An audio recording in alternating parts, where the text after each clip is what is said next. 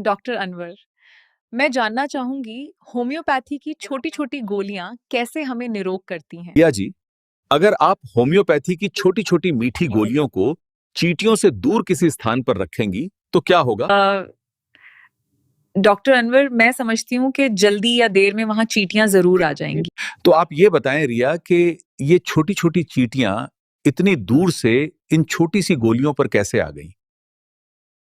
ये तो आप ही अच्छी तरह से समझा सकते हैं, डॉक्टर अनवर। जी, इन छोटी छोटी शक्कर की गोलियों से हमेशा एक रेडिएशन निकलता है और चींटियों के छोटे दिमाग में मौजूद रिसेप्टर इन संकेतों को ग्रहण करने में सक्षम होते हैं। जैसे ही चींटियों को इन नन्ही नन्ही मीठी गोलियों का सिग्नल मिलता है, ये उनसे आकर्षित होकर उनकी ओर चल पड़ती हैं। अब आप ये बताइए रिया जी कि जब चींटियों का नन्हा सा मस्तिष्क इतना सामर्थ्य रखता है कि वो दूर से ही छोटी सी चीनी की गोलियों से निकलने वाले सिग्नल को रिसीव करके उस पर कार्य करना शुरू कर देता है, तो मनुष्य का मस्तिष्क इन नन्ही सी चींटियों के नन्हे से मस्तिष्क से कितना ज्यादा सक्षम होगा?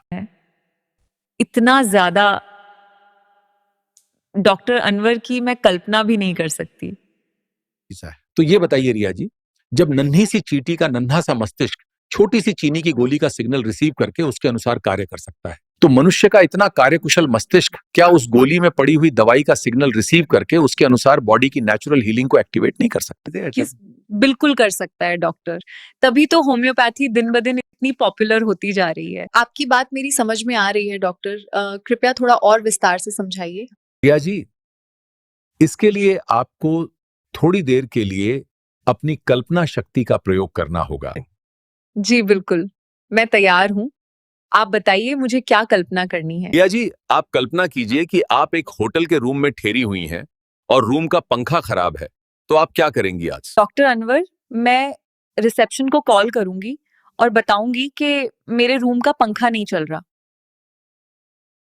रिया जी, फिर वो रिसेप्शन वाला क्या? डॉक्टर अनवर, रिसेप्शन वाला मेरी शिकायत के अनुसार संबंधित व्यक्ति को पंखा ठीक करने के लिए भेज। रिया जी, मान लीजिए आपके हाथ पर एक छोटा कट लगा है, आप क्या करती हैं? क्या आप तुरंत डॉक्टर के पास जाती हैं? नहीं, बिल्कुल नहीं। हम उस जगह को साफ करके छोड़ देते हैं। और फिर आप क्या देखती हैं? कुछ दिनों में वो कट अपने आप ठीक हो जाता है। आपने कोई दवाई या मलहम नहीं लगाया, तो फिर वो ठीक कैसे हुआ? हाँ, ये तो बहुत अच्छा सवाल है। हम ये सोचते ही नहीं कि ऐसा कैसे होता है। दरअसल हमारे शरीर में एक अद्भुत हीलिंग सिस्टम होता है।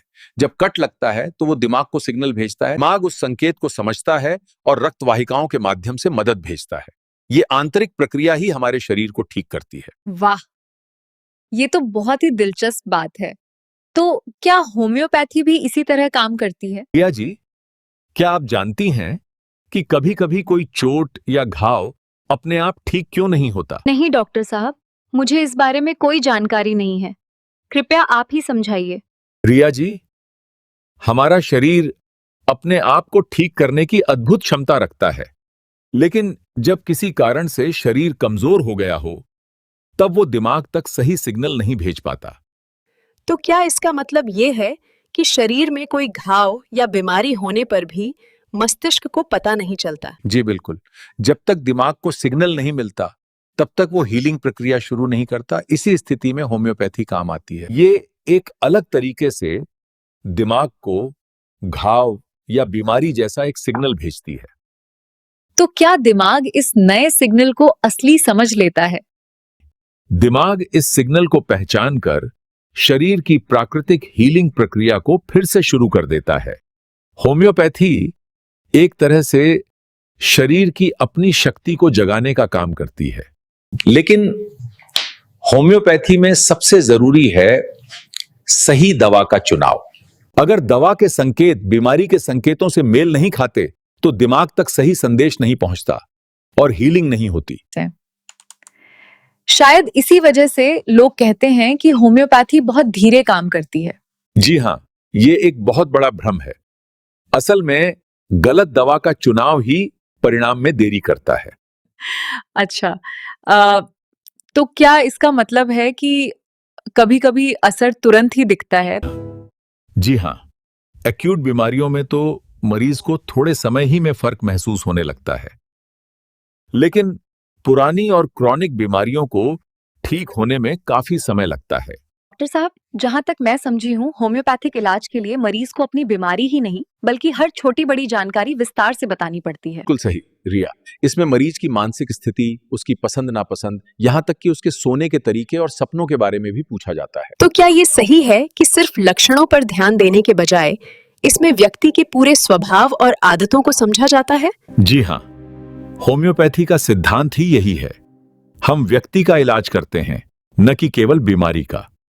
ये तो बहुत ही दिलचस्प है। क्या आप एक उदाहरण दे सकते हैं? जरूर। मान लीजिए 2 लोगों को सर्दी हुई है, लेकिन उनके लक्षण अलग अलग हैं। एक को प्यास ज्यादा लगती है और ठंड महसूस होती है, जबकि दूसरे को गर्मी लगती है और प्यास कम लगती है। तो क्या दोनों को अलग अलग दवाइयां दी जाएंगी? हाँ, उनके अलग अलग लक्षणों के आधार पर उन्हें अलग अलग दवाइयां दी जाएंगी। इसी तरह पुरानी बीमारियों को भी जड़ से ठीक किया जाता है। डॉक्टर साहब, क्या कोई ऐसा तरीका है जिससे मरीज को सारा हाल बताने में आसानी हो जाए? जी बिल्कुल, नीचे डिस्क्रिप्शन में एक फॉर्म का लिंक है, आप उसे भर हमें भेज सकती हैं। ये तो आपने बड़ी आसानी कर दी डॉक्टर साहब। इसका मतलब है बीमारी का नाम कुछ भी हो, जैसे डायबिटीज, ब्लड प्रेशर है, hypertension, impotence, male female, child problems, homeopathy में इसका इलाज संभव है। जी बिल्कुल। ऑनलाइन कंसल्टेशन और अधिक जानकारी के लिए आप डिस्क्रिप्शन में दिए गए लिंक्स पर विजिट कर सकती हैं। आपका बहुत बहुत शुक्रिया डॉक्टर। मैं समझती हूँ ऑनलाइन कंसल्टेशन से इलाज कराना बहुत आसान है।